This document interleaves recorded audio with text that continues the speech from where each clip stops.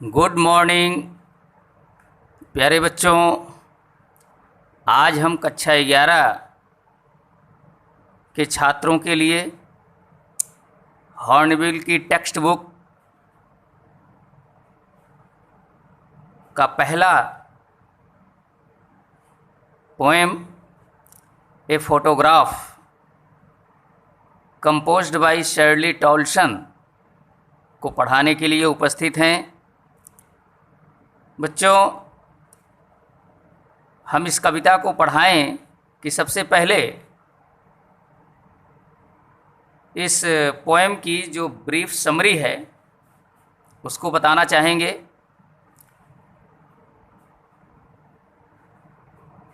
तो इस कविता में ये फोटोग्राफ में कवित्री शर्ली टॉल्सन अपने माँ के प्रति एक ट्रिब्यूशन अर्पित करती है, सच्ची श्रद्धांजलि अर्पित करती है।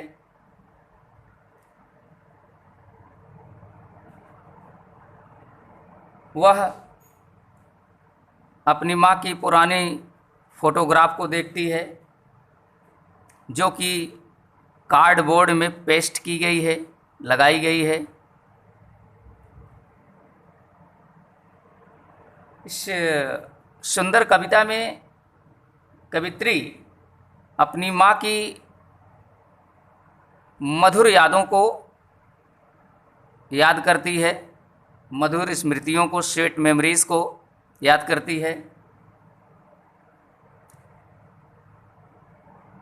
जब वो अपनी माँ की फ़ोटोग्राफ को देखती है, उस समय उसकी माँ कुछ 12 वर्ष की थी जब वो अपनी 2 चचेरी बहनें डॉली और बेटी के साथ समुद्र के किनारे पैडलिंग के लिए जाया करती थी। तो प्यारे बच्चों, आइए अब हम सीधे पोएम को पढ़ते हैं। देखिए, the cardboard shows me how it was when the 2 girl cousins went paddling. Paddling means, ये देखिए, paddling to walk with bare feet in shallow water.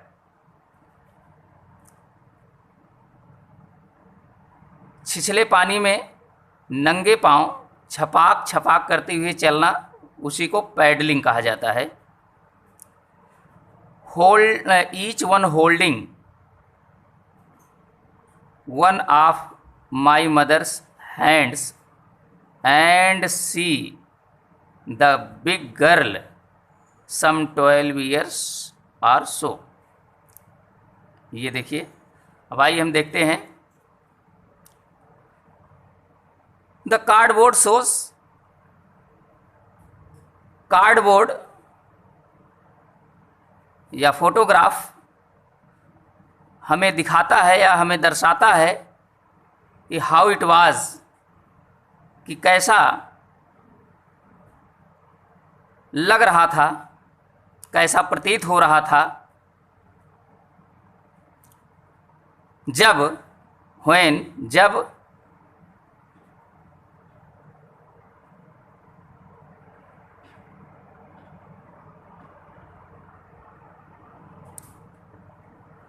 दो चचेरी बहनें, यहाँ से अब देखिए, माई मदर्स हैंड्स, जब 2 चचेरी बहनें मेरी माँ के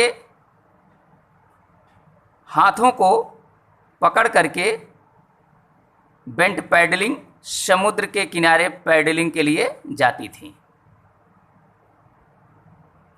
यानी ये जो कार्डबोर्ड है, ये कार्डबोर्ड हमें दर्शाता है, मुझे दिखाता है कि कैसा प्रतीत हो रहा था जब दो चचेरी बहनें, द टू गर्ल कजिन्स, जब दो चचेरी बहनें बेंट जाती थी पैडलिंग के लिए, ईच वन होल्डिंग, प्रत्येक हाथ पकड़े हुए, one of my mother's hands, मेरी माँ के हाथ को पकड़े हुए।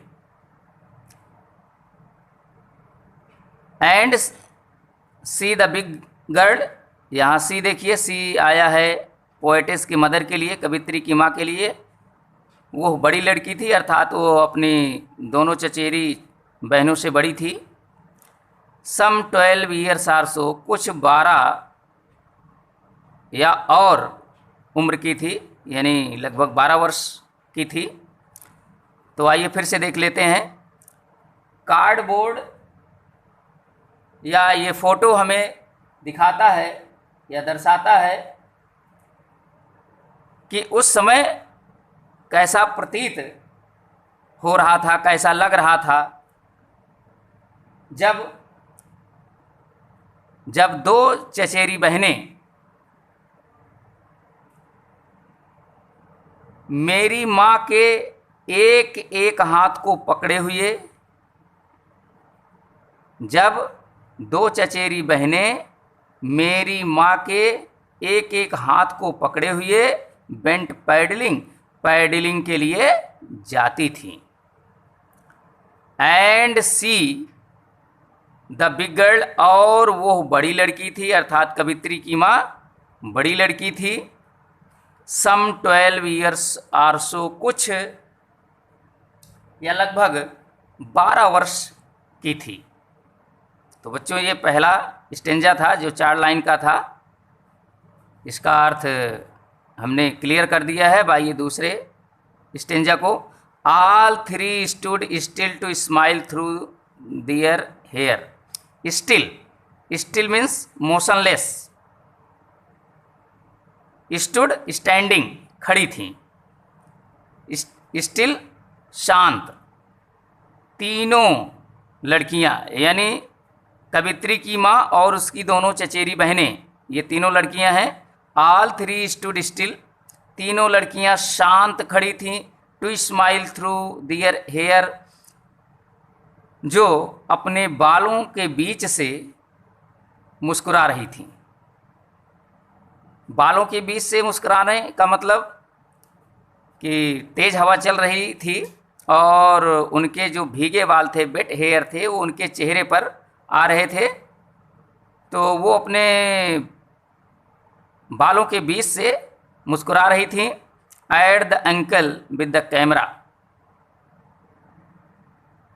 चाचा के सामने जो कि कैमरा लिए हुए थे, यानी उन तीनों लड़कियों के चाचा भी थे समुद्र के किनारे, जो कैमरा लिए हुए थे, जो फ़ोटो शूट कर रहे थे।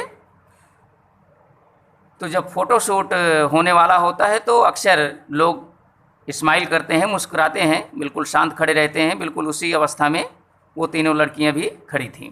तो ऑल थ्री स्टूड स्टिल, तीनों शांत खड़ी थीं। To smile through their hair, अपने बालों के बीच से मुस्कुरा रही थीं। At the uncle with the camera, चाचा के सामने जो कि कैमरा लिए हुए खड़े थे। A sweet face my mother's that was before I was born, and the sea which appears to have changed less, washed their terribly means exceedingly, too much, बहुत अधिक, transient, impermanent, short lived, क्षणिक, अस्थायी, washed धोता था, प्रक्षालित करता था। तो आगे देखिए, a sweet face my mother's that was before I was born. तो कवित्री कह रहे कि मेरे जन्म लेने से पहले अर्थात जब मैं पैदा भी नहीं हुई थी तो उसके पहले a sweet face my mother's, मेरी माँ का चेहरा बहुत ही प्यारा था, बहुत ही स्वीट था, बहुत ही प्यारा था। अमूमन बच्चे जब 12 या 14 साल के होते हैं तो उनका चेहरा बहुत ही प्यारा होता है, तो वैसे ही भी बिल्कुल वैसे ही पोएटिस की माँ का भी चेहरा बहुत ही प्यारा था, स्वीट था, जब वो पैदा भी नहीं हुई थी, अर्थात उसके पैदा होने से पहले। एंड द सी, और ये जो समुद्र है जिसके किनारे वो अपनी दोनों चचेरी बहनों के साथ पैडलिंग के लिए जाया करती थी, which appears to have changed less, जो कि बहुत कम बदला हुआ सा, चेंज्ड परिवर्तित प्रतीत होता है, अपीयर्स लुक्स दिखाई पड़ता है। और जो समुद्र है जहाँ कवित्री की माँ पोएटिस की माँ अपनी दोनों चचेरी बहनों के साथ पैडलिंग के लिए जाया करती थी, which appears to have changed less, जो बहुत कम बदला हुआ सा प्रतीत होता है, यानी समुद्र में बिल्कुल भी बदलाव नहीं आया है, जैसा वो फोटोग्राफ में देखती है वैसा ही वो समुद्र अब भी है, उसमें बहुत कम परिवर्तन आया है, क्योंकि समुद्र है ये सी, ये नेचुरल थिंग है, प्राकृतिक चीज़ है, ये बदलते नहीं हैं, इसमें परिवर्तन नहीं होता है। लेकिन अब कवित्री फिर क्या कह रहे, watched their terribly transient feet, जो उनके अत्यधिक, terribly mean exceedingly, too much बहुत अधिक, अत्यधिक, जो उनके अत्यधिक अस्थायी पैरों को धोता था। अब यहाँ अस्थायी कौन है? अस्थायी कवित्री की माँ और कवित्री की दोनों चचेरी बहनें हैं। समुद्र में तो कोई परिवर्तन नहीं आया है, लेकिन जो परिवर्तन आया है वो आया है कवित्री की माँ और उनकी चचेरी बहनें, चूँकि वो अस्थायी हैं, उनमें परिवर्तन आ गया है। संभवतः अब कवित्री और संभवतः अब पोएटिस की माँ और उनकी दो चचेरी बहनें थीं, वो अस्थायी होने के कारण अब इस दुनिया में नहीं हैं। आइए अब अगले स्टेंजा को देखते हैं। Some 20-30 years later she would laugh at the snapshot photograph she Betty and Dolly, ये बेटी और डॉली ये कवित्री की चचेरी बहनों के नाम हैं। She would say and look how they dressed us for the beach, the C holiday was her past, mine is her laughter, both राई मीन्स disappointed, निराश होना, with the labored ease of loss। देखिए कवित्री कह रही सम 20-30 years letter, कुछ 20-30 साल बाद, she would laugh at the snapshot, वो अपने फोटोग्राफ पर हंसा करती थी। यानी कवित्री की माँ जब भी अपने स्नैपशॉट को देखा करती थी, अपनी फोटोग्राफ को देखा करती थी, तो वो हंसा करती थी। ये कब की बात है? 20-30 साल बाद।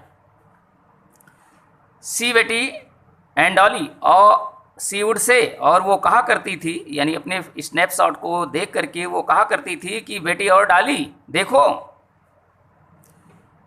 एंड लुक हाउ दे, यहाँ दे जो है ये दे आया है पेरेंट्स के लिए, कवित्री पोएटिस की माँ और उनकी चचेरी बहनों के पेरेंट्स के लिए।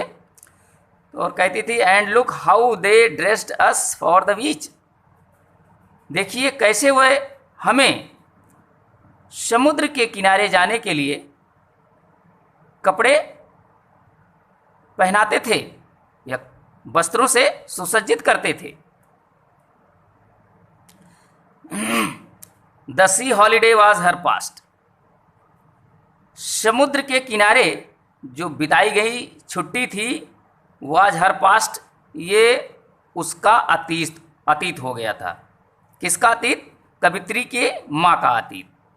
यानी अब चूंकि कवित्री की माँ अब इस दुनिया में नहीं है और अब वो समुद्र के किनारे अपनी छुट्टियाँ बिताने नहीं जा सकती थी, तो अब समुद्र के किनारे बिताई गई जो छुट्टियां थी वो कवित्री की माँ के लिए पास्ट बन गई थी, ये अतीत की बात बन गई थी। माइन इज हर लाफ्टर, और मेरे लिए उनकी हंसी अतीत की बात बन गई है। यानी कवित्री के लिए कवित्री की माँ की हंसी अतीत की बात बन गई है, लेकिन अब कवित्री की माँ के लिए समुद्र के किनारे बिताई गई छुट्टियाँ उसके लिए अतीत की बात बन गई हैं। बोध राई, दोनों निराश हो जाते हैं। किस बात से? With the laboured ease of loss, laboured मेहनत करके, ईज मीन्स इजिली आसानी से, लॉस माने नुकसान हानि। दोनों उस बात से या दोनों निराश हो जाते हैं। किससे? उस नुकसान से जो आसानी से हो जाता है, जिसको हमने मेहनत करके इकट्ठा किया था। यानी कुछ यादें कवित्री और कवित्री की माँ ने अपने दिलों में मेहनत करके इकट्ठा की थी,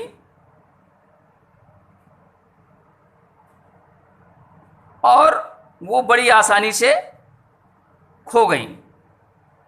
तो उस बात से दोनों क्या हैं? डिसअपॉइंटेड हैं। जिसे कवित्री अपने दिल में बड़ी मेहनत से अपनी माँ की यादें सजोई थी, लेकिन अब चूंकि अब उसकी माँ अब इस दुनिया में नहीं है और उसके द्वारा मेहनत से, परिश्रम से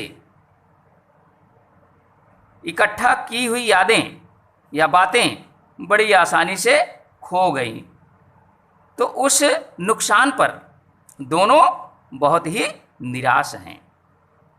now she has been dead nearly as many years as that girl lived, and of this circumstance, यहाँ देखिए बच्चों, circumstance means event, death, मौत, घटना, there is nothing to say at all, its silence silences।